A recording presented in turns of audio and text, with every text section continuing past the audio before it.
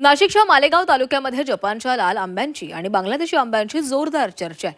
भाऊसाहेब पवार यांच्या मळ्यामध्ये जपानी मियाझाकी या लाल आंब्याची तसंच बांगलादेशाच्या काटेमोन या आंब्याची प्रायोगिक तत्वावर लागवड केलेली आहे। देशपातळीवर लाल आंब्याचे दर लाख रुपयांवर आहेत। पश्चिम बंगालवरून ही रोपं आणलेली आहेत। बांगलादेशचा काटेमोन हा आंबा वर्षातून दोनदा येतो, त्यामुळे या आंब्यासह मियाझाकी आंब्याची सध्या पंचक्रोशीत चर्चा आहे। हा जपानी आंबा आहे, मियाझाकी म्हणून आहे. हा आम्ही प्रायोगिक तत्त्वावर या आंब्याची लागवड केलेली आहे.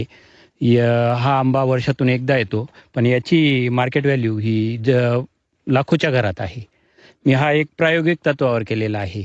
जे वातावरणात बदल होतात, अवकाळी पावसामुळे डाळिंबाची, कांद्यांची जी नुकसान होते, त्यावर काही प्रमाणात मात असं म्हणून नवीन काहीतरी प्रायोगिक तत्त्वावर केलं पाहिजे, म्हणून मी आंब्याकडे वळतो आहे.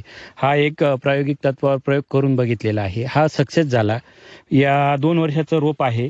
या 2 वर्षाच्या रोपाला कमीत कमी 10 किलोच्या आत फळं आलेली आहेत.